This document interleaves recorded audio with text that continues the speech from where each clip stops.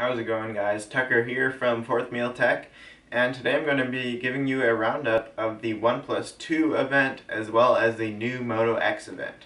And as you can see, I'm not in my usual room. I am still in Los Angeles. I leave this Sunday to be home, so hopefully there should be more videos when I get home. Thanks for your support throughout this, and let's get started on the video. We'll kick it off with the OnePlus One, which was actually announced not too long ago. Both of these phones were actually announced not too long ago, and it features a 5.5-inch 1080p display, so they didn't opt for the 1440p version for whatever reason. The same sort of build, it's a little different. They have some new back materials that you can choose from. It's got a 3000 milliamp hour battery, it's got a 13 megapixel camera, as you can see in Marquez Brownlee's video, which I'll have linked below. He did a full camera review before the phone was even released, which was kind of cool to watch. It's running Oxygen OS, which is OnePlus's new version. It's kind of a little bit of an altered version of stock Android, so looking forward to that. I enjoy the stock Android experience. It also features an Arduino 430 GPU as well as a Snapdragon 810. Now, the Snapdragon 810 apparently does not have heating issues in the OnePlus 2, which is good because it's been rumored to have heating issues and some people are concerned about that. Now, the OnePlus 2 features 4 gigs of RAM for the 64 gig version and 3 gigs of RAM for the 16 gig version of the phone, so it kind of depends on which version you buy. The 16 gig version starts at $329, whereas the 64 gig with 4 gigs of RAM starts at $389.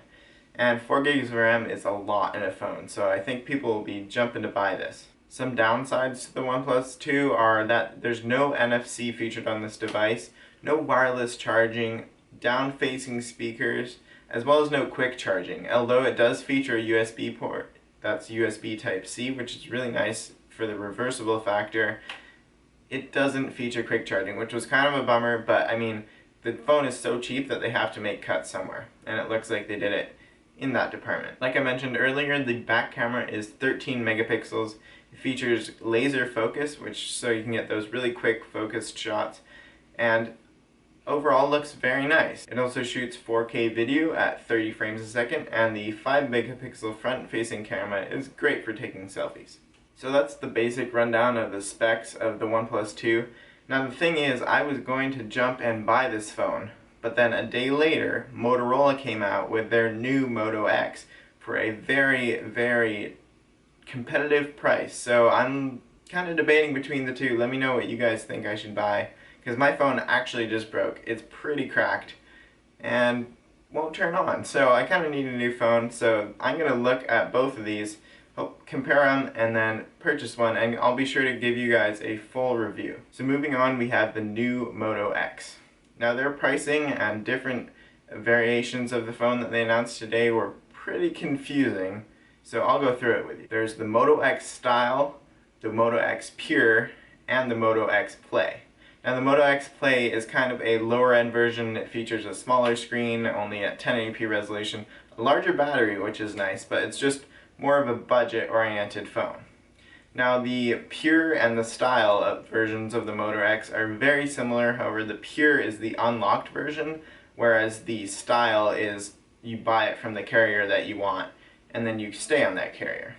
Now, the Pure and the Style, which are the higher end versions, is what we're going to be talking about today, and they start at $399, which is not that much more than the 64 gig version of the OnePlus 2, so I think Motorola really hit the nail on the head with the pricing on that one. So the new Moto X features Android 5.1.1 Lollipop, and it will most likely get the update to Android M, as Motorola has seemed to be pretty good about their software updates. It also features a 21 megapixel camera, which is apparently really good. I'll have to see for myself and look at some of the reviews online before I buy it, but apparently this shooter is good, and it comes in at f2.0. The camera can capture 1080p at 60 frames per second as well as 4K at 30 frames per second. And as for the front camera, it's a 5 megapixel selfie camera again. However, they've added an additional feature, which is a flash to the front, so you can take selfies at night, I guess. It comes with 3 gigs of RAM and is available in 16, 32, and 64 gigs with the micro SD card slot for an additional up to 128 gigs. It features a Snapdragon 808 processor, which should provide plenty of power for the phone, as well as a 3000 mAh battery, so the same as the OnePlus 2. Along with the standard Wi-Fi and Bluetooth 4.0 connections, it comes with a water-resistant coating, which I thought was kind of cool, and just a little additional feature that Motorola threw in there. Now, another comparison you can make between the OnePlus 2 as well as the new Moto X is that the new Moto X also features NFC. The big thing about the new Moto X for me, and the price it has, is the screen. Coming in at 5.7 inches, it features a 1440p Quad HD display, which is pretty crazy for the price, and apparently it looks pretty nice. Now, the only concern I have about this is the size of the phone. You can see over the years the sizes of the Moto X have slowly grown and grown and grown, and I feel like 5.7 inches is a little too big. For me, about 5 to 5.3 inches is the sweet spot.